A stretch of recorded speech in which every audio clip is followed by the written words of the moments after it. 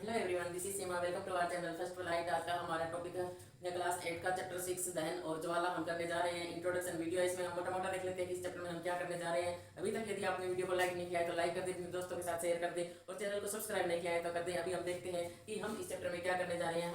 हमने देखा होगा कि हम जब घरों में जो खाना बनाते हैं तो किससे बनाते हैं। तो खाना बनाने के लिए हमें क्या खाना सीधा ही बन जाता है। तो खाना बनाने के लिए हमें किसकी जरूरत होती है? ईंधन की जरूरत होती है। यह ईंधन हमारे पास विभिन्न रूपों में उपलब्ध होता है। एक तो होते हैं, हमें क्या होता है, किसी दिल्ली के आसपास के हम इलाके में देखेंगे तो वहाँ पे और बड़ोदरा में क्या होता है कि पाइपलाइन और उद्योगों में उपयोग होने वाले ईंधन के बारे में मैंने आपको बता दिया। दहन और ज्वाला, दहन इनका जब दहन होता है, जब ये ईंधन होता है, इसको जलाते हैं तो इनका ये कोई तो सीधे जलते हैं और कोई क्या होते हैं, वो ज्वाला के साथ जलते हैं। जैसे मोमबत्ती ज्वाला के साथ जलती है। ज्वाला के विषय में पढ़ेंगे इस चैप्टर में। हम किसके विषय में पढ़ेंगे? दहन और ज्वाला के विषय में पढ़ेंगे। तो दहन सबसे पहले क्या होता है? दहन के बारे में हम देखेंगे। तो दहन होता है क्या? ये क्या होते हैं, जैसे कोई डिब्बा रख दिया तो फिर क्या कोयला जलेगा? नहीं जलेगा। क्यों नहीं जलेगा? क्योंकि कोयले को जलने के लिए ऑक्सीजन की आवश्यकता होती है। किसी भी पदार्थ को जलने के लिए ऑक्सीजन की आवश्यकता होती है। तो मोमबत्ती बुझ जाएगी, थोड़ी देर कंपन करके बुझ जाएगी, क्योंकि इसके ऊपर इसको क्या है, ऑक्सीजन नहीं मिली। इस कारण से ये जल गई, क्यों बुझ गई। इस कारण क्या है, मोमबत्ती बुझ होते हैं कि वो जैसे हम रसोई में जब हम गैस चूल्हे से जलाते हैं लाइट लगा के तो वो अचानक होता है, तो वो तीव्र दहन होता है। जब हम कई बार क्या होते हैं कि हम रसोई में क्या होता है कि हम जो कढ़ाई या कुकर वगैरह चढ़ा करके किसी को नहीं आग पकड़ लेते, हम ला करके क्या करते हैं, उसको कंबल उठा देते हैं। कंबल उठा नियंत्रण कहा जाता है। देखो, देखने की बात होती है। हमें पता है कि कोई भी वस्तु कब जलेगी? सिलेंडरों में भरी जाती है। जब सिलेंडरों से सीधी छोड़ी जाती है तो ये पूर्ण दहन का क्षेत्र होता है। और ये कैसा होता है? नीला होता है। अब अच्छा ईंधन कौन सा होता है? वह जब किसी 1 किलोग्राम ईंधन को जलाने पर जो हमें उस मात्रा के द्वारा उसका मान क्या होता है, विभिन्न प्रकार के ईंधन होंगे और उनका उसमें मान ईंधन को जलाते हैं तो उसमें से कुछ हानिकारक उत्पाद निकलते हैं। जैसे मोनोऑक्साइड गैस निकली, तो जब ईंधन का दहन होता है तो विभिन्न प्रकार के हानिकारक उत्पाद होते हैं, वो भी निकलते हैं। अभी तक आपने मेरी वीडियो को लाइक शेयर और सब्सक्राइब नहीं किया है तो करते हैं, मेरे चैनल को सब्सक्राइब करें। धन्यवाद। Hello everyone, this is Seema. Welcome to our channel first flight. आज हम क्लास 8 साइंस का जो चैप्टर 6 है वो करने जा रहे हैं, दहन और ज्वाला। तो अभी तक आपने वीडियो को लाइक नहीं किया है तो लाइक कर दे, अपने दोस्तों के साथ शेयर कर दे और चैनल को सब्सक्राइब कर दे। अब हम आगे देखते हैं कि दहन और ज्वाला, इसमें हम क्या पढ़ने जा रहे हैं। सबसे पहले हम देखते हैं कि घरों और उद्योगों में उपयोग होने वाले ईंधन कौन से होते हैं। घरों और उद्योगों में घरों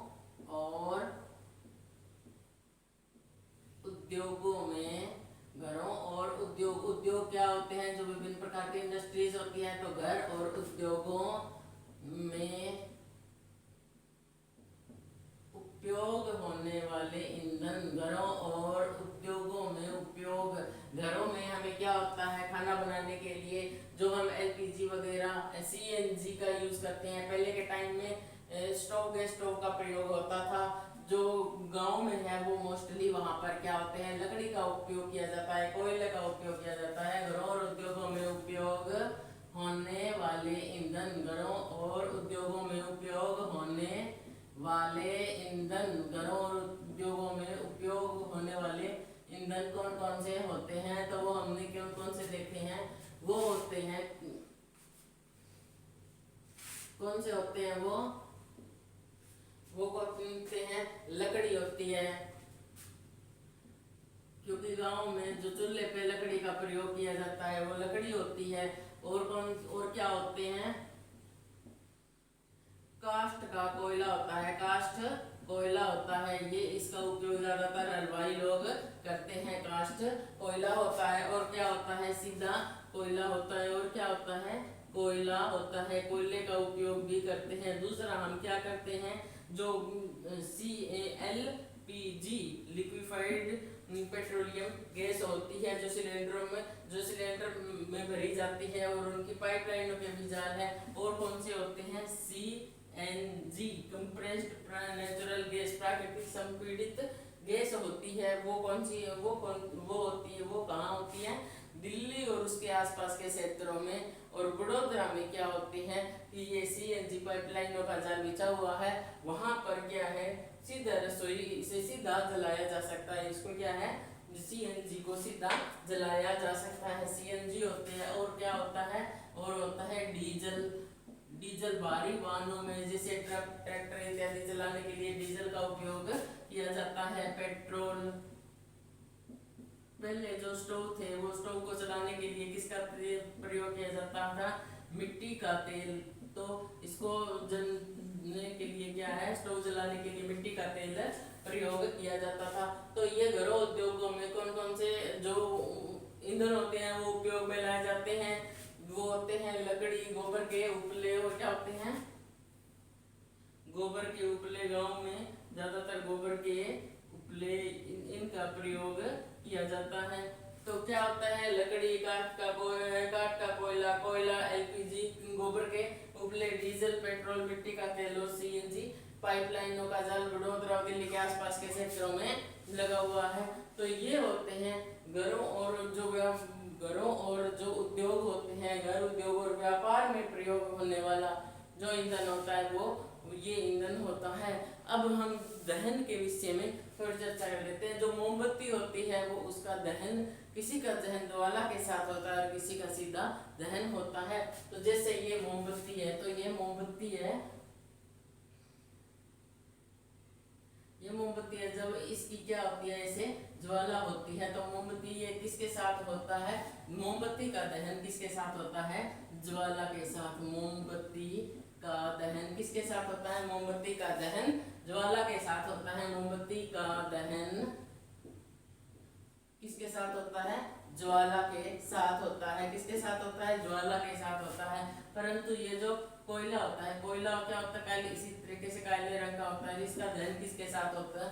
ये किसका होता है? इसका सीधा दहन होता है। यानी कि जब कोयले को आग लगाते हैं तो इसके लिए ज्वाला, इसमें से ज्वाला नहीं निकलती है, इसमें से ज्वाला नहीं। उपयोग में होने वाला ईंधन कौन सा होता है? घरों और उद्योगों में लकड़ी, काठ का कोयला, एलपीजी, गोबर के उपले, सीएनजी, पाइपलाइनों का जाल, दिल्ली के आसपास के क्षेत्र और वडोदरा में डीजल, पेट्रोल, मिट्टी का तेल इत्यादि इनका क्या है? ईंधन के रूप में प्रयोग होता है। मोमबत्ती का दहन ज्वाला के साथ होता है। कोयले का दहन जो होता है वो ज्वाला के साथ नहीं होता। कोयले का दहन ज्वाला के साथ नहीं होता। जलने का रासायनिक प्रक्रम और जलने के रासायनिक प्रक्रम में उत्पन्न ज्वाला के जो विभिन्न प्ररूप होते हैं उनके विषय में अब हम जिक्र करेंगे कि जो रासायनिक प्रक्रम है। अब हम दहन के विषय में जिक्र करेंगे। दहन जो होता है, सबसे पहले चैप्टर का नाम क्या है? दहन। तो सबसे पहले हम दहन का जिक्र करेंगे। दहन क्या होता है? दहन एक क्या है? ये एक रासायनिक प्रक्रम है। दहन क्या है? दहन एक रासायनिक प्रक्रम है। रासायनिक प्रक्रम। दहन क्या है? रासायनिक प्रक्रम है। दहन एक रासायनिक प्रक्रम है। और ये जो होता है दहन होता है, ये पदार्थ ऑक्सीजन से अभिक्रिया करके ऊष्मा देता है। जो ये आग जलती है उसके लिए आपने कभी देखा होगा कि हम घरों में जो चूल्हों में आग लगाते हैं और वो आग नहीं जलती है तो हम क्या करते हैं? ऐसे करके फूकनी होती है हमारे पास। फूकने में ऐसे हम फूक मारते हैं तो उससे क्या होती है कि आग जलने लग जाती है। तो इससे लिए क्या होता है कि जलने के लिए पदार्थ ऑक्सीजन से क्या आता है? अभिक्रिया करता है। तो पदार्थ क्या होता है? ऑक्सीजन से अभिक्रिया करता है। पदार्थ ऑक्सीजन O2 यानी कि ऑक्सीजन से अभिक्रिया करता है। से अभिक्रिया करता है। पदार्थ होता है वो क्या करता है? ऑक्सीजन से अभिक्रिया करके क्या करता है? वो क्या है? जलता है। तो वो क्या होता है? दहन होता है। तो कोयले का दहन होता है। जैसे उदाहरण के रूप में क्या हो गया? कोयले का क्या होता है? कोयले का जो दहन होता है वो क्या हो गया? कोयले का दहन होता है। और कोयले का क्या होता है? दहन होता है। जिस पदार्थ का ये क्या होता है? अब जिस पदार्थ का दहन होता है, जैसे कोयला है, कोयले का दहन हो रहा है तो कोयला क्या है? दाह्य है। तो कोयला क्या हो गया? क्योंकि कोयले में आग लगाई जा रही है इसलिए दाह्य है। दाह्य क्या होता है? जिस पदार्थ में जो पदार्थ जलता है, जिस पदार्थ में आग लगती है वो क्या होता है? दाह्य होता है। जो पदार्थ जलता है, जो पदार्थ जलता है वो क्या कहलाता है? दाह्य कहलाता है पदार्थ, दाह्य और अदाह्य पदार्थ। तो एक तो होते हैं दाह्य पदार्थ और कौन से होते हैं अदाह्य पदार्थ। दाह्य पदार्थ जो यानी कि जिनमें आग लग जाती है, जो आग को पकड़ लेते हैं, वो क्या हो गया दाह्य। और जो आग को नहीं पकड़ते वो कौन से पदार्थ होते हैं, वो अदाह्य पदार्थ होते हैं। तो हमें पता है लकड़ी, कोयला, ये सब आग पकड़ते हैं, तो ये दाह्य पदार्थ होते हैं। तो लकड़ी आग पकड़ती है, तो दाह्य पदार्थ कौन से हैं, दाह्य पदार्थ। दाह्य पदार्थ कौन कौन से होते हैं, और अदाह्य पदार्थ, अदाह्य पदार्थ यानी कि जो पदार्थ आग नहीं पकड़ते वो कौन से होते हैं, अदाह्य पदार्थ होते हैं। दाह्य पदार्थ कौन कौन से होते हैं, लकड़ी, लकड़ी क्या है, लकड़ी में आग लग सकती है, तो लकड़ी क्या है, दाह्य पदार्थ है। कोयला, कोयले में आग लग सकती है, कोयले को ईंधन के रूप में प्रयोग करते हैं। जितने भी ईंधन वो दाह्य पदार्थ ही होते हैं, क्योंकि ये जलते हैं, इसी वजह से ऑक्सीजन से अभिक्रिया करके जलते हैं, इसी वजह से ये क्या होते हैं, दाह्य होते हैं। जो ऑक्सीजन से अभिक्रिया करके आग नहीं पकड़ेगा वो क्या होगा, अदाह्य होगा। वो क्या होगा, लकड़ी, कोयला, पेट्रोल, एलपीजी, सीएनजी, डीजल, ये मिट्टी का तेल इत्यादि बहुत सारे होते हैं। जैसे लोहे की कील, लोहे की कील क्या होती है, क्या लोहे की कील कभी आग पकड़ती है, नहीं पकड़ती। तो लोहे की कील क्या हुई, अदाह्य पदार्थ। लोहे की कील, लोहे की कील, और क्या हो गया, पानी, ये सब क्या होते हैं, अदाह्य पदार्थ होते हैं, क्योंकि ये आग नहीं पकड़ते। जो पदार्थ आग नहीं पकड़ते वो कौन से पदार्थ होते हैं, अदाह्य पदार्थ होते हैं। तो अब हमने देखा कि दहन क्या होता है। दहन होता है, दहन एक रासायनिक प्रक्रम है। इसमें क्या है, पदार्थ O2 से, O2 यानी कि ऑक्सीजन से भी एक क्रिया करके क्या होता है, वो पदार्थ जलने लगता है, दहन होता है। जैसे कोयला होता है, तो ये कोयला ऑक्सीजन से अभिक्रिया करके जलने लगता है। जो पदार्थ जलता है, जैसे कोयला जलता है, तो कोयला क्या है, दाह्य पदार्थ है।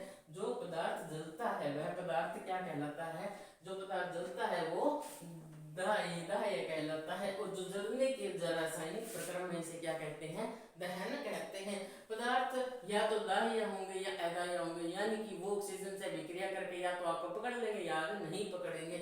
जो पदार्थ ऑक्सीजन से अभिक्रिया करके अग्नि पकड़ लेते हैं दाह्य पदार्थ होते हैं। जैसे लकड़ी, कोयला, पेट्रोल, डीजल, सीएनजी इत्यादि, ये क्या होते हैं, दाह्य होते हैं। अदाह्य पदार्थ होते हैं लोहे की कील, पानी इत्यादि, क्योंकि ये ऑक्सीजन से अभिक्रिया करके जो आग है वो नहीं पकड़ते। तो दहन की परिस्थितियां, अब हम देखते हैं कि ये जो दहन होता है ये किन किन परिस्थितियों में होता है।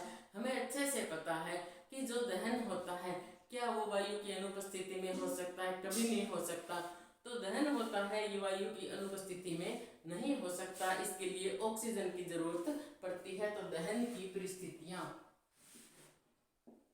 दहन की परिस्थितियां, दहन की परिस्थितियां, दहन किन किन स्थितियों में होता है। दहन यानी कि जो कोई पदार्थ होता है आग पकड़ता है, तो कितना ज्वलनशील पदार्थ हो उसको आग पकड़ने के लिए वो परिस्थितियां होनी चाहिए। जैसे हमने एक एक्टिविटी है हमारी एनसीईआरटी की बुक में, जैसे हमने क्या किया कि एक 3 मोमबत्ती ली, एक मोमबत्ती में हमने क्या मोमबत्ती ली और मोमबत्ती को जला करके उसके नीचे उसके एक डब्बा ऊपर रख दिया और उसके नीचे है ना 2 लकड़ी के गुटके लगा दिए। तो अब वो क्या है, मोमबत्ती उसमें जलती रहेगी। क्यों जलती रहेगी, क्योंकि उसमें जो नीचे से क्या हो रही है, नीचे से ऑक्सीजन जा रही है, इसलिए वो मोमबत्ती है वो जल रही है। अब थोड़ी देर बाद में हमने क्या किया, वो लकड़ी के गुटके हटा दिए और वो जो जार था ना, वो पारदर्शी जार था, तो उसको हमने नीचे टिका दिया। तो थोड़ी देर तो मोमबत्ती जली, उसके बाद मोमबत्ती जलनी बंद हो गई। कारण क्या है उसके जलना बंद होने का, क्योंकि अब उसको जो ऑक्सीजन सप्लाई थी वो बंद हो गई। जितनी ऑक्सीजन वहां पे थी तब तक मोमबत्ती जली, और जब ऑक्सीजन खत्म हो गई तो मोमबत्ती ने क्या है, जलना भी बंद कर दिया। तो मोमबत्ती ने जलना भी बंद कर दिया। और दूसरी परिस्थिति में हमने फिर हमने एक और भी थी, तो उसमें क्या था, हमने शुरू में ही उसको बिल्कुल अच्छे से ढक दिया था, तो वो क्या है, वो जली नहीं, क्योंकि उसको ऑक्सीजन नहीं थी।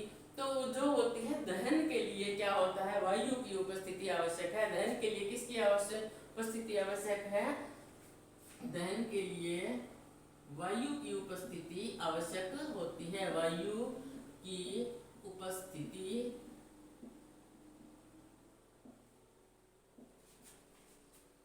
आवश्यक होती है। दहन के लिए वायु की उपस्थिति होती है वो बहुत आवश्यक होती है। जो इस अवस्था में मोमबत्ती क्या होती है, यदि वायु मिलती रहेगी तो हमें पता है कि जो मोमबत्ती है निर्बाध जलती रहती है, और भी अवस्था में चिमनी में वायु का प्रवेश जब हम रोक देते हैं तो ये क्या होती है, कंपन के साथ जलती है, और तीसरी अवस्था में ज्वाला बुझ जाती है। तो जैसे कोयला, अब एक और प्रयोग भी हम करते हैं, जैसे एक कोयला है, कोयला हमने लिया और कोयले को क्या है किसी प्लेट के ऊपर रखा, जलते हुए कोयले को लेकर के किसी चीज से, चिमटे इत्यादि से पकड़ के किसी प्लेट पे रख दिया, उसके ऊपर कोई पारदर्शी जार रख दिया, तो अब क्या होगा कि कुछ समय बाद कोयला जलना बंद हो जाता है। तो अब यहाँ पे प्रश्न यह उठता है कि कोयले ने अचानक से जलना बंद क्यों नहीं किया, क्योंकि यदि वायु की अनुपस्थिति हो गई जार को रखने से, तो वो उसी टाइम जो कोयले ने जलना बंद क्यों नहीं किया, और जब बंद किया तो जब पहले जल रहा था तो वो क्यों बंद हुआ। तो इसके लिए ये है कि जब तक जितनी ऑक्सीजन थी वहां पे अंदर, तो वो ऑक्सीजन वो ऑक्सीजन का प्रयोग करके कोयला जलता रहा, और जब वहां ऑक्सीजन खत्म हो गई तो उसके बाद कुछ देर बाद में क्या होता है, जैसे ऑक्सीजन खत्म हुई तो कोयले ने जलना बंद कर दिया। तो इससे भी हमें क्या पता चलता है कि जलने के लिए ऑक्सीजन की आवश्यकता होती है। किसी पदार्थ को जलने के लिए किसकी आवश्यकता होती है, ऑक्सीजन की। किसी व्यक्ति के कपड़े होते हैं, कपड़ों में क्या होती है कि आग लग जाती है, तो अब ये जो है ये तो उसको क्या होते हैं कि हम क्या करते हैं, जल्दी से ले जाके, क्योंकि कंबल या घर में जो बोरे होते थे ना पहले, जो खल वगैरह की बोरियां होती थी, उनसे क्या होते हैं ढक देते थे। तो उनसे क्यों ढकते थे, क्यों वो कपड़ा और ज्यादा आग नहीं पकड़ेगा, जो कंबल आप तो उसमें भी आग लग जाएगी तो वो ज्यादा जलेगा। पर ऐसा नहीं होगा, क्यों नहीं होगा, क्योंकि कपड़े के ऊपर जो और परत बन गई, तो उससे क्या था, जो वायु का प्रवाह था ना वो रुक गया। वायु का प्रवाह रुकने के कारण अब क्या है, कपड़ों में से जो लगी आग थी वो बुझ गई, और वो आग थी वो बुझ गई। तो वो क्या होता है, इसका कारण क्या था कि वायु का जो एकदम जोर से लपेटेंगे ना हम, तो वो जल्दी से लपेटेंगे तो वो वायु का प्रभाव उसमें बंद हो जाता है। अब होता है ज्वलन ताप। क्या होता है, ज्वलन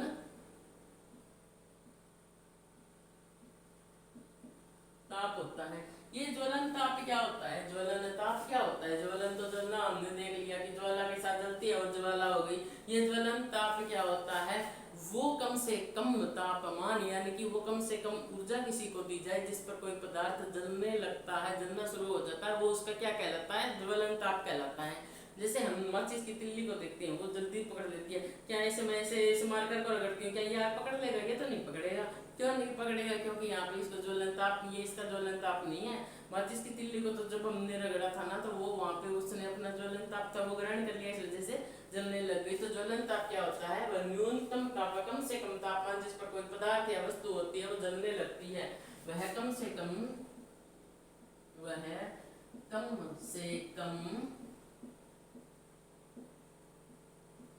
तापमान, वह कम से कम तापमान जिस पर कोई पदार्थ यानी कि कोई वस्तु होती है वो जलना शुरू कर देती है, जिस पर कोई वस्तु जलना शुरू कर देती है, कोई वस्तु जलना शुरू कर देती है, जिस पर शुरू करती है वो क्या होता है, ज्वलन ताप होता है, वो उसका ज्वलन ताप होता है। जैसे उसके उदाहरण हो गए, माचिस की तिल्ली हो गई, कागज का टुकड़ा हो गया, उदाहरण इसके बहुत से होते हैं। हर वस्तु का कोई ना कोई तो ज्वलन ताप होता ही है। तो इस फॉर एग्जाम्पल इसके क्या हो गए, माचिस की तिल्ली होती है, इसका ज्वलन ताप तो कम ही होता है। माचिस की तिल्ली, इस पे श्वेत फास्फोरस पहले लगा तथा ये ज्यादा हानिकारक था, तो इसके ऊपर लाल फास्फोरस का प्रयोग किया जाता। माचिस की तिल्ली हो गई। अब जो कागज है, कागज हम आपने घरों में देखा होगा, एक कागज डाल करके हम पहले उससे माचिस से उस पे कागज पे आग लगाते हैं, फिर वो लकड़ी आग पकड़ लेती है, तो इसका कागज के टुकड़े का भी ज्वलन ताप होता है वो थोड़ा कम होता है। मिट्टी के तेल को थोड़ा सा गर्म करते हैं तो ये जलना शुरू कर देता है, मिट्टी का तेल। और क्या होता है, कोयला। और उन्होंने क्या बता रखा है कि कागज के है ना 2 कप बना लो, एक को तो सीधा रहने दो, और दूसरे में क्या होता है उसमें कुछ पानी डाल दो, तो और फिर उनको इनके नीचे क्या है, हम आग जलाएंगे। तो जिसमें हमें पता है कि कागज का टुकड़ा बहुत जल्दी से आग पकड़ता है, जिस पे हमने पानी नहीं डाल रखा वो तो जल्दी से आग पकड़ लिया, पर जिसमें पानी था ना, वो वो क्या होता है कि वो कागज नहीं जलता, और वो जो पानी था ना उस कप में, वो क्या होता है, वो गर्म हो जाता है। तो ऊपर, और जब वो पानी खत्म होगा तो वो कागज भी जलना शुरू हो जाएगा, क्योंकि उस वक्त वही अपने ज्वलन ताप पे होगा। तो इस ज्वलनशील पदार्थ, ज्वलनशील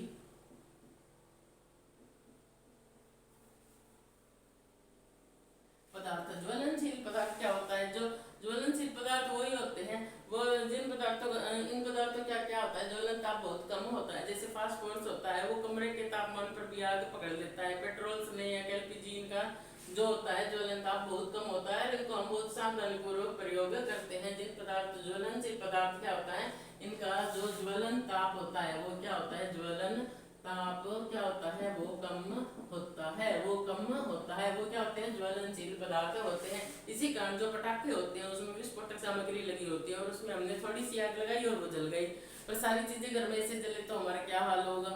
तो ये जो पटाखे होते हैं, हम इनका प्रयोग सावधानी से ही करते हैं। इनको हम ये देखते हैं कि कहीं आग पकड़ने वाली जगह ना हो। बहुत सारे पटाखे जब हम यूज कर रहे होते हैं, जब हम पटाखों को एक एक करके जो त्योहार पे जलाते हैं, और जो एक साथ इकट्ठे पटाखे होते हैं, उनको हम आग से दूर रखते हैं ना, क्योंकि वो फिर हमें नुकसान पहुंचा सकते हैं। जैसे मिट्टी का तेल होता है, जैसे मिट्टी का तेल होता है, मिट्टी को तेल को हम कभी आग के पास रखेंगे नहीं, रखेंगे। आपने जो गैस गैस एजेंसी देखी होगी, उसके उसके जो बाहर चार दीवारी होती है उस पर भी लिखा होता है कि यहाँ पे आग ना जलाएं।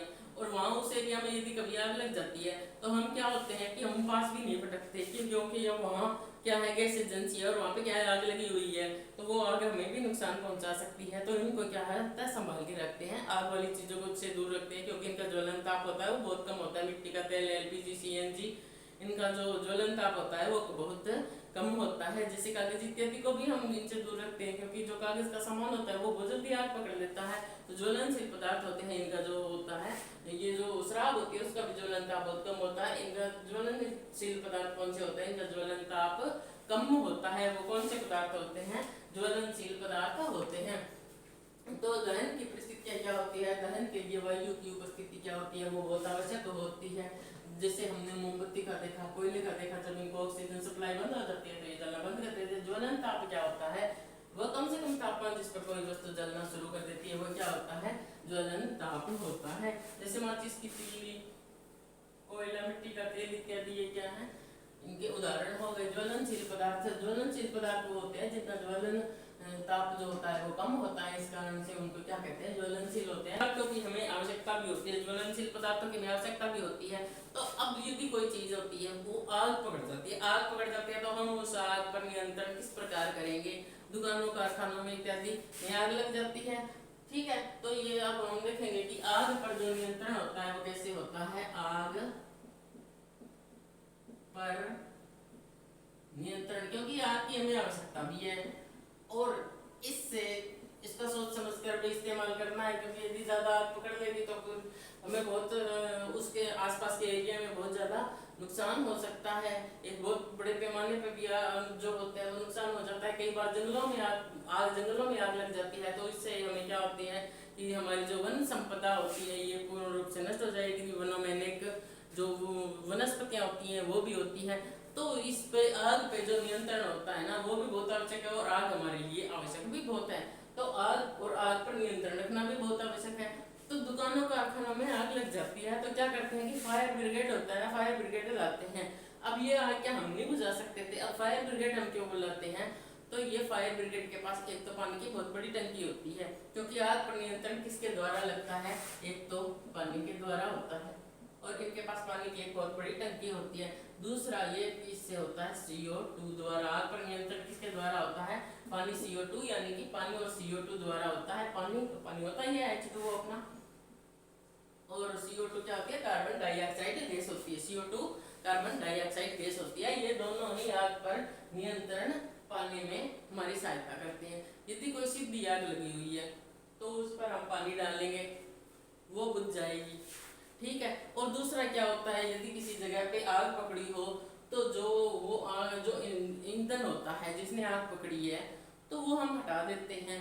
परंतु उद्योगों में इत्यादि में जहाँ पर आग लग जाती है तब वहाँ पे जो मौजूद हर चीज होती है वो ईंधन ही होती है, उनको हम हटाएंगे तो भी उनमें आग तो पकड़ी हुई रहेगी, तो ये संभव नहीं हो सकता। तो पहला क्या होता है कि पानी डाल देते हैं, यदि सीधी सादी आग है, कागज इत्यादि में लगी आग होती है ना, कपड़ों इत्यादि में लगी होती है, तो पानी द्वारा बुझ जाती है। पानी से क्या होता है कि ये जो वहाँ का तापमान होता है वो कम हो जाता है, इससे आग बुझ जाती है। परंतु यदि पेट्रोल डीजल एलपीजी इत्यादि की आग लगी हो ना तो उसमें हमें कभी भी पानी नहीं डालना चाहिए, क्योंकि जो हमने देखा था कि हमें पता है कि जो पानी होता है ना, पानी होता है भारी होता है, तेल होता है ना ये ऊपर होता है, ये तेल है ना ये ऊपर होगा और पानी होगा वो नीचे होगा, क्योंकि पानी भारी होता है। तेल और गैस क्या होते हैं, ये हल्के होते हैं। तेल और गैस क्या होते हैं, ये हल्के होते हैं। तो अब क्या होगा, तेल पानी डाल दिया हमने, तेल और गैस जो थी ऊपर आ गई और आग बहुत ज्यादा भड़क गई। तो ऐसे में कभी भी तेल और गैस में लगी हुई जो आग होती है ना उसमें उस पे हमें कभी भी पानी नहीं डालना चाहिए। जो जैसे कोई बिजली का सामान है, कई बार मीटर में आग लग जाती है तो उसमें हमें भूल कर कभी पानी नहीं डालना चाहिए। हमने जाते क्या करते वो जो उसे पानी डाला और उसमें क्या थी, वो आग थी, वो बिजली का उपकरण तो खराब हुआ ही हुआ और वो करंट था वो हमें लग गया और वो वहीं पे मौत हो सकती है। तो इसके लिए क्या होता है, CO2 जो कार्बन डाइऑक्साइड होते हैं ना, बहुत अच्छी, ये बहुत अच्छा होता है। तो जब कार्बन डाइऑक्साइड होती है, ये क्या होती है कि ऐसे वायु का प्रवाह होता है ना वो रुक जाता है, ऑक्सीजन नहीं मिलेगी तो आग नहीं लगेगी। तो इससे और इसके जो बिजली के उपकरण होते हैं ना, जो अपने पास बिजली के सामान होते हैं उनको भी इनसे कोई हानि नहीं होती। तो ये ज्यादातर इसका प्रयोग फायर ब्रिगेड वाले होते हैं वो करते हैं, आग को उत्पन्न करने के लिए ईंधन वायु और उष्मा होती है।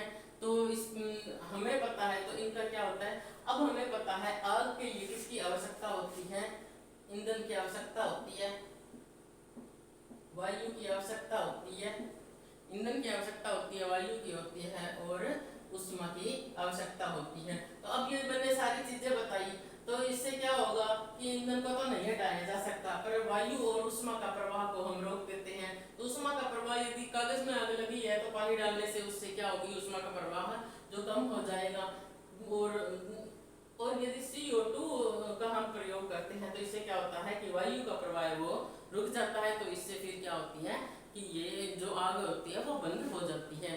तो CO2 आग, ये क्या होता है, CO2 होता है ना, ये आग को कंबल की तरह लपेट लेता है। जैसे हम किसी कपड़ों में आग लगी होती है और उस पर कंबल डालते हैं ना, ऐसे ऐसे करके हम कंबल डाल देते हैं, तो कंबल डालने से क्या होता है, कंबल से लपेटते हैं। इसी तरह CO2 होता है ना, ये भी आग को कंबल की तरह लपेट लेता है और जो बिजली के उपकरण होते हैं उनको भी कोई नुकसान नहीं पहुंचाता। तो ये जो पानी होता है, ये पानी किसके लिए उपयुक्त नहीं होता, पानी किसके लिए उपयुक्त नहीं है, ये हमें पता ही है। ये किसके लिए उपयुक्त नहीं है, ये सबसे अधिक अग्निशामक तो होता है, सबसे अधिक अग्नि को रोकता है, परंतु ये उपयुक्त नहीं होता बिजली के उपकरणों में और तेल पेट्रोल में लगी आग के लिए। बिजली उपकरणों की आग के लिए, बिजली उपकरणों में आग लगी क्योंकि उससे क्या हो सकता है, करंट लग सकता है। और तेल और गैस में लगी आग के लिए, तेल और गैस में लगी आग के लिए, क्योंकि तेल और गैस होते हैं ये पानी से हल्के होते हैं। पर जो पानी और ये जो CO2 होती है ये किसके लिए उपयुक्त होती है, ये कंबल की तरह लपेट लेती है ये आग को और विद्युत उपकरणों को हानि नहीं पहुंचाती। ये क्या होती है, विद्युत उपकरणों को हानि नहीं पहुंचाती। विद्युत उपकरण होते हैं उनको हानि नहीं पहुंचाती, यानी नहीं। अग्निशामक होता है। CO2 क्या होता है, इसकी प्राप्ति क्या होती है, ये सिलेंडरों में भरी जाती है। ये मिलती कहाँ है, CO2 क्या होते हैं, जैसे LPG के सिलेंडर होते हैं ना, इसी और जो ऑक्सीजन के सिलेंडर होते हैं, ऐसे ही CO2 के सिलेंडर होते हैं, उनमें इनको भरी जाती है। और जब इनको छोड़ा जाता है ना तो ये क्या होती है, उस पदार्थ को एक तो जो होता है उसका तापमान भी कम कर देती है और ये क्या होती है कि वायु का प्रवाह होता है उसको रोक देती है और आग को है ना कंबल की तरह ये लपेट लेती है। तो इसलिए ये बहुत अच्छा अग्निशामक है। और सिलेंडर होते हैं ये, और इसकी प्राप्ति हमें किससे होगी, सोडियम बाइकार्बोनेट से और पोटेशियम बाइकार्बोनेट के जो पाउडर होते हैं ना वो उस जगह छिड़क देते हैं। वो उस जगह छिड़कते हैं ना, तो उससे क्या होती है, कार्बन डाइऑक्साइड गैस होती है ना, इसका भारी मात्रा में छिड़काव करने पर इससे कार्बन डाइऑक्साइड गैस निकलती है इसके निकट। तो और ये जो कार्बन डाइऑक्साइड गैस जब निकलेगी ना, तो ये हमें पता है कि ये आग को कंबल की तरह लपेट लेगी और वायु का प्रवाह उसको बंद कर देगी। तो इससे क्या होता है कि आग पर नियंत्रण प्राप्त किया जा सकता है। तो ये था। अब हम देखते हैं कि दहन के प्रकार होते हैं, वो कौन कौन से होते हैं। दहन के प्रकार। दहन होता है, ये दहन क्या एक ही तरह का होता है, एक तरह का नहीं होता। एक तो क्या होता है, कई बार तो अचानक जैसे हम जा करके रसोई घर में स्टोव को जो उसके बटन घुमाते हैं, बटन घुमा करके जो लाइटर से लगाते हैं, तो अचानक से वो नहीं हो जाती, वो आग पकड़ लेता है। तो वो कौन सा होता है, तीव्र दहन होता है। वो कौन सा होता है, तीव्र दहन होता है। और दूसरा क्या होता है, स्वतः दहन होता है। हमने देखा है कि कई चीजें होती है, वो ऑक्सीजन के साथ अभिक्रिया करती है रूम टेम्परेचर पे, किसी बिना कोई ज्वलनशील पदार्थ को निकट लाए, उससे क्या होती है, वो आग पकड़ लेती है। वो क्या होते हैं, स्वतः दहन होता है। वो स्वतः दहन होता है। पदार्थ बिना कारण पदार्थ का है, ये बिना कारण लपटों से क्या होता है, के साथ जलना। जैसे फास्फोरस हो गया, फास्फोरस क्या होता है, ये बहुत बहुत ये रूम टेम्परेचर पे जलना शुरू हो जाता है। जब हम आतिशबाजी करते हैं, आकाश से बिजली गिरती है, तो क्या होती है, आग लग जाती है। पटाखे क्या होते हैं, पटाखों पर कई बार क्या होता है कि दाब डालने पर भी क्या होता है, विस्फोट हो सकता है। तो उससे क्या होता है, उष्मा प्रकाश और ध्वनि उत्पन्न होती है। जब कोई चीज जलती है तो उससे क्या उत्पन्न होता है, उष्मा प्रकाश और ध्वनि। क्या होता है, उष्मा प्रकाश, उष्मा प्रकाश और ध्वनि उत्पन्न होती है। और क्या होता है, ध्वनि उत्पन्न होती है। जब किसी पदार्थ को जलाते हैं तो क्या उत्पन्न होता है, उष्मा प्रकाश और ध्वनि उत्पन्न होती है।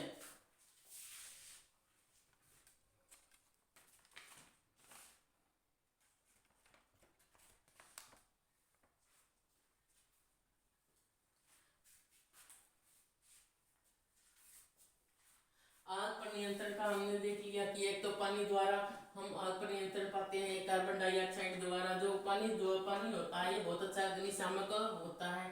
ये जो होते हैं, कागजों में लगी आग होती है, उस पर नियंत्रण पाने के लिए काफी अच्छा होता है। बट जो तेल और एलपीजी इत्यादि के कारण जो आग लगती है, उसको हम पानी से नहीं बुझा सकते। और बिजली उपकरणों में लगी हुई आग होती है, उसको भी हम पानी से नहीं बुझा सकते, क्योंकि बिजली उपकरणों पर हम क्या करेंगे, पानी डालेंगे तो वो जो हमें करंट लग जाएगा।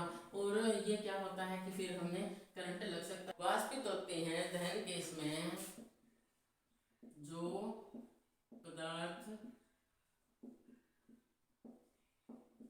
वाष्पित होते हैं, जो पदार्थ वाष्पित होते हैं, वो किसका निर्माण करते हैं, ज्वाला का निर्माण करते हैं। किसका निर्माण करते हैं, ज्वाला, ज्वाला का निर्माण करते हैं। दहन गैस में जो पदार्थ वाष्पित होते हैं, वो किसका निर्माण करते हैं, वो ज्वाला का निर्माण करते हैं। फॉर एग्जाम्पल, पिघली हुई मोमबत्ती, पिघली हुई मोमबत्ती। मोमबत्ती क्या होती है, ज्वाला के साथ जलती है। पिघली हुई मोमबत्ती। और मिट्टी का तेल, ये भी वाष्पित होता है। तो मिट्टी का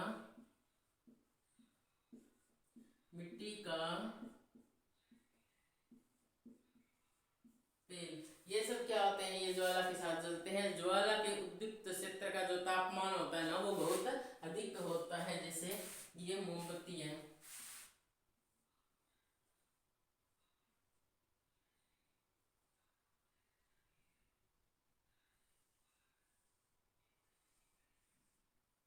ज्वाला का जो उद्दीप्त क्षेत्र होता है ना, उसका जो तापमान होता है वो बहुत अधिक होता है। सोना चांदी को पिघलाने के लिए जो ज्वाला का जो बाहरी ताप होता है ना, उसका बाहरी ज्वाला का बाहरी भाग होता है, आउटर फ्लेम होती है ना, ये आउटर फ्लेम, यहाँ पर जो सोने चांदी जो सुनार होते हैं, वो यहाँ पे सोने चांदी को पिघलाते हैं। तो आउटर फ्लेम पे सोना चांदी को पिघलाया जाता है। तो ये होता है, क्योंकि यहाँ पे सोना चांदी को पिघलाया जाता है, तो ये कौन सा होता है, सबसे गर्म होता है। ये क्या होता है, सबसे गर्म होता है। और ये जो बाद में ये वाला अंदर वाला जो भाग होता है ना, ये थोड़ा कम गर्म होता है। ये क्या होता है, कम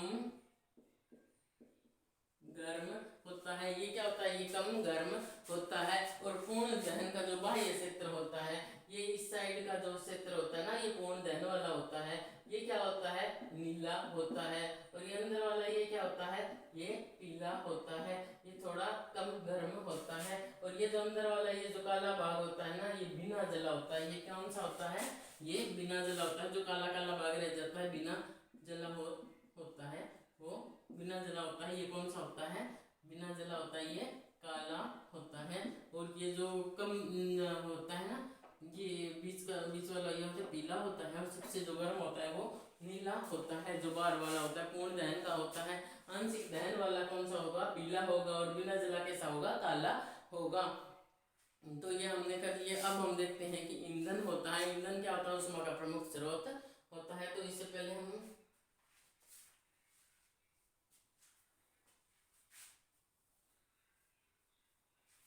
हमने देख लिया ज्वाला दहन के इसमें जो पदार्थ वाष्पित होते हैं वो क्या करते हैं, ज्वाला का निर्माण करते हैं। जैसे पिघली हुई मोमबत्ती, मिट्टी का तेल, ये किसका निर्माण करते हैं, ज्वाला का निर्माण करते हैं। जो ये होता है, ये क्षेत्र होता है, आउटर फ्लेम होती है, सबसे गर्म होती है। ये अंदर वाली होती है, थोड़ी कम गर्म होती है।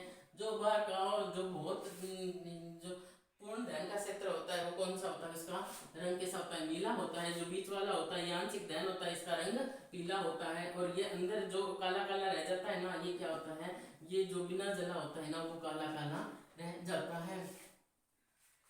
अब हम देखने जा रहे हैं कि ईंधन कौन सा होता है। ईंधन जो होता है ये ऊष्मा का प्रमुख स्रोत होता है। ईंधन क्या होता है, ईंधन ऊष्मा का प्रमुख स्रोत है। और ये ईंधन किससे, ये कौन कौन से होते हैं, लकड़ी, काठ का कोयला, ईंधन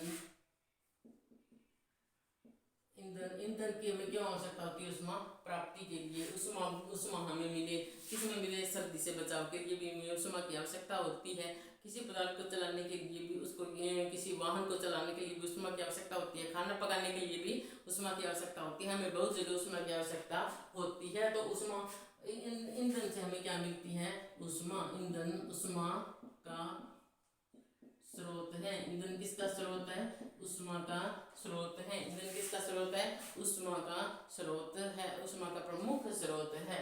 तो ये ईंधन कौन कौन से होते हैं, काठ का कोयला, काठ का कोयला, पेट्रोल, डीजल, मिट्टी का तेल, एलपीजी, सीएनजी इत्यादि बहुत सारे होते हैं। जो ये क्या होते हैं, ईंधन होते हैं। ये ऊष्मा के स्रोत होते हैं। यहाँ पे कारखानों में, उद्योगों में, विभिन्न उद्योगों में, विभिन्न वाहनों में, और ये क्या होते हैं, घरों में खाना बनाने के लिए ईंधन के रूप में इनका प्रयोग किया जाता है। अब अच्छा ईंधन होता है वो कौन सा होता है। अब ईंधन भी अच्छा होगा, खराब होगा, कैसे होगा, तो अच्छा ईंधन। अब ये कहता है कि अच्छा ईंधन भैया, अच्छा ईंधन जैसे नाम से ही कोई चीज अच्छी है ना, तो उसमें हमें सारे गुण ही गुण नजर आते हैं। अच्छा ईंधन कौन सा होता है, अच्छा ईंधन होता है एक तो जो आसानी से मिल जाए। ठीक है, इंसान भी कौन सा अच्छा होता है, जो आसानी से हमारे काम कर दे। तो ईंधन भी कौन सा अच्छा होगा, जो सहज उपलब्ध होगा, यानी कि आसानी से उपलब्ध होगा। जो हमें आसानी से उपलब्ध होता है वो कौन सा ईंधन होता है, वो कौन सा होता है, अच्छा ईंधन होता है। सहज और वो क्या होता है, सस्ता भी होता है। नौकर कौन सा होता है, जो आसानी से मिल जाए, सस्ता हो, वो अच्छा होता है। और जो काम भी अच्छे से करे, और जो हमारे जिसको घर पे छोड़ के चल जाए, हमें किसी प्रकार के नुकसान की कोई गुंजाइश ना हो। तो ईंधन कौन सा होगा, जो आसानी से उपलब्ध होगा, सस्ता होगा, और जो जलाने पर क्या होगा, वायु में सामान्य दर से सुगमता पूर्वक जल जाता है। वायु में सामान्य दर पर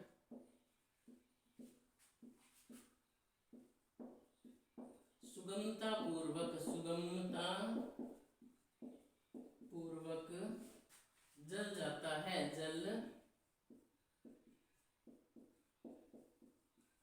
जाता है। वो कौन सा होता है, अच्छा ईंधन होता है। आदर्श ईंधन, ऐसा कोई ईंधन नहीं जिसे आदर्श ईंधन माना जा सके, क्योंकि आदर्श ईंधन तो वो होगा ना जो मतलब जलने पर बिल्कुल भी जो वायु प्रदूषण भी ना करता हो, और जो जलाने पर क्या होता है, वायु जो हमारे पर्यावरण को नुकसान भी ना पहुंचाए, ऐसा कोई ईंधन नहीं होता है। तो अब ईंधनों के जो प्रारूप होते हैं, ईंधनों के जो विभिन्न प्रारूप हैं, हम उनको देख लेते हैं। ईंधनों के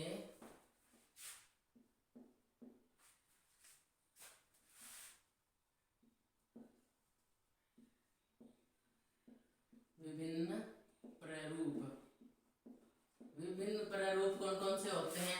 ईंधन हमें ठोस में भी मिलता है, कोयला, लकड़ी इत्यादि क्या होता है, ये किस में भी मिलता है, हमें ठोस में भी मिलता है। और एलपीजी इत्यादि गैसें भी हमने देखी है, तो ये गैस में भी मिलता है, और ये द्रव अवस्था में भी, गैसीय अवस्था में भी होता है, और ये द्रव में भी होता है, जैसे द्रव अवस्था में भी होता है, जैसे मिट्टी का तेल हो गया, प्राकृतिक गैस क्या होती है, गैसीय ईंधन हो गया। तो ये हमें जो होते हैं ईंधन के विभिन्न प्रारूप होते हैं। ईंधन दक्षता होती है। ईंधन दक्षता क्या होती है कि जब हम ईंधन को चुनते हैं तो वो ईंधन सस्ता होना चाहिए ईंधन को चुनाव करते वक्त, और वो जो जले तो आसानी से जले, सामान्य दर पर जल जाए, और जो हमें अच्छी खासी ऊष्मा भी प्रदान करे, और जो पर्यावरण को नुकसान ना पहुंचाए। तो ये ईंधन की दक्षता होती है। उसमें मान क्या होता है, हम देखते हैं। उसमें मान क्या होता है, एक होता है उसमें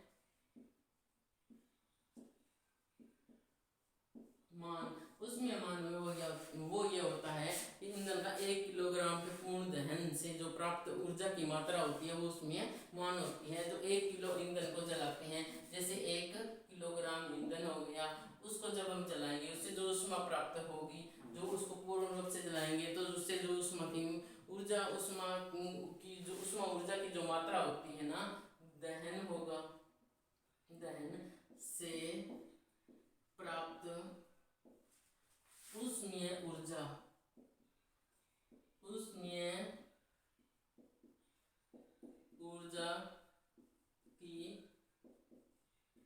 जो मात्रा होती है ना, 1 किलोग्राम जो ईंधन को जलाएंगे तो वो जो उसका दहन होता है, उसको पूर्ण रूप से जब हम जला देते हैं, उसके दहन से जो ऊष्मीय ऊर्जा हमें प्राप्त होती है वो क्या होती है, वो होती है उसका ऊष्मीय मान होती है, ऊष्मीय मान होती है। जो ईंधन के ऊष्मीय मान को प्रदर्शित किसके द्वारा किया जाता है, किलोग्राम, जो किलो जूल प्रति किलोग्राम से। इसको किसके किलो जूल प्रति किलोग्राम, ये क्या होता है, ये इसका होता है ईंधन के ऊष्मीय मान को इसके द्वारा प्रदर्शित किया जाता है। ईंधन का जो ऊष्मीय मान निकाला जाता है किसके द्वारा, किलो जूल प्रति किलोग्राम के द्वारा इसका जो ऊष्मीय मान है। और कौन कौन से ईंधन होते हैं, तो घरों में गोबर के उपले प्रयोग किए जाते हैं, गोबर के उपले, जो गोबर के उपले होते हैं इनका ऊष्मीय मान क्या होता है, 5000 से 8000 जूल होता है। 5000 से 8000 किलो जूल होता है, प्रति किलोग्राम होता है, किलो जूल प्रति किलोग्राम होता है। और लकड़ी होता है, लकड़ी होती है, लकड़ी का ऊष्मीय मान क्या होता है, 17,000 से 22,000 से 17,000 से 22,000 होता है। ये लकड़ी का ऊष्मीय मान क्या 17,000 से 22,000। कोयले का ऊष्मीय मान क्या होता है, कोयले का ऊष्मीय मान होता है 25,000 से 33,000, 25,000 से 33,000 क्या होता है, इसका ऊष्मीय मान होता है। पेट्रोल का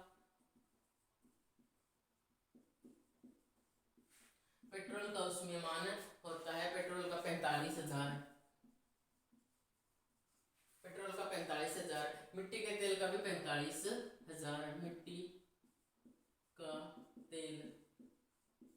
का तेल होता है, इसका भी 45,000 होता है। और जो होता है ये डीजल होता है, इसका भी क्या होता है, 45,000 होता है। डीजल का भी क्या होता है, 45,000 होता है ऊष्मीय मान। और डीजल और मेथेन का 50,000 होता है। मेथेन का क्या होता है, 50,000 होता है। मेथेन का क्या होता है, 50,000 होता है। सीएनजी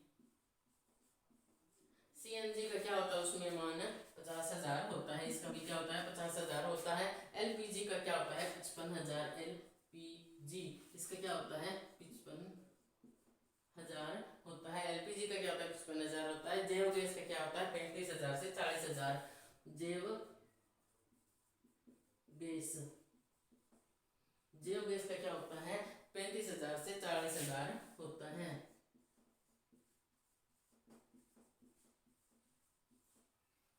जैव गैस का क्या होता है 35,000 से 40,000 होता है। अब ईंधन और उनका उसमेयमान क्या होता है।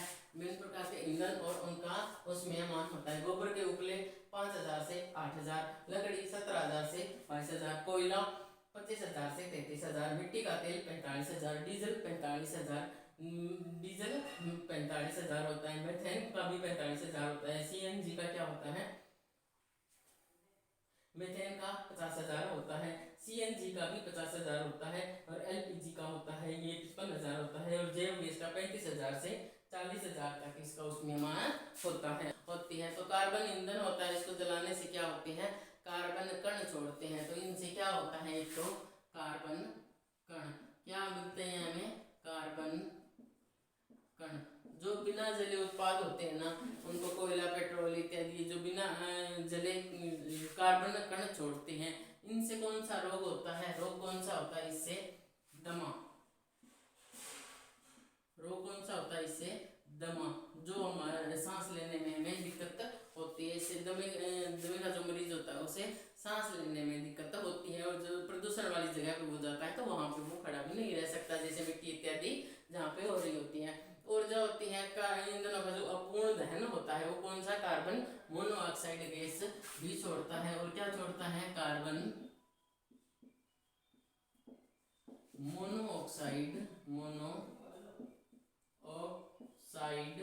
Carbon monoxide gas.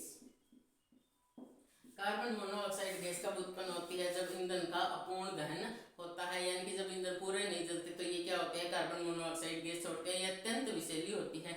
इसीलिए हम कहते हैं कि जो कोयले इत्यादि की आग जलाई होती है कमरे में जला करके फिर उसको बंद करके उस कमरे को बंद करके नहीं सोना चाहिए। और यदि उसको बंद करके सो जाए तो सुबह उस कार्बन मोनोऑक्साइड गैस के कारण जो कमरे में जो भी इंसान होंगे उनकी डेथ हो जाएगी, वो जिंदा नहीं बचेंगे। ये बहुत ज़्यादा विषैली होती हैं। कार्बन डाइऑक्साइड गैस छोड़ते हैं। और क्या होते हैं कि कार्बन डाइऑक्साइड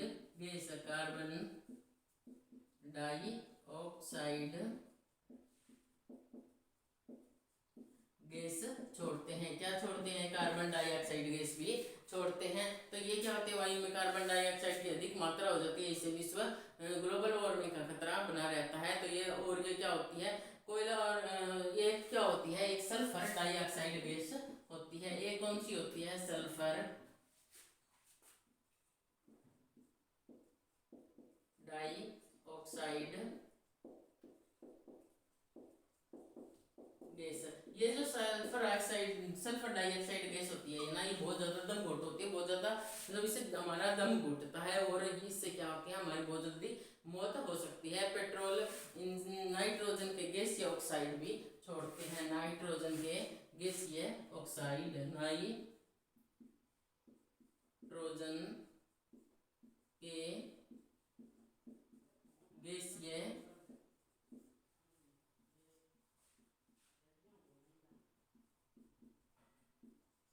ऑक्साइड ये क्या होते हैं नाइट्रोजन के गैसीय ऑक्साइड होते हैं। ये पेट्रोल इंजन होते हैं ना ये छोड़ते हैं। और इनसे फिर क्या होती है कि ये अम्ल वर्षा करते हैं। सल्फर और नाइट्रोजन के ऑक्साइड होते हैं ना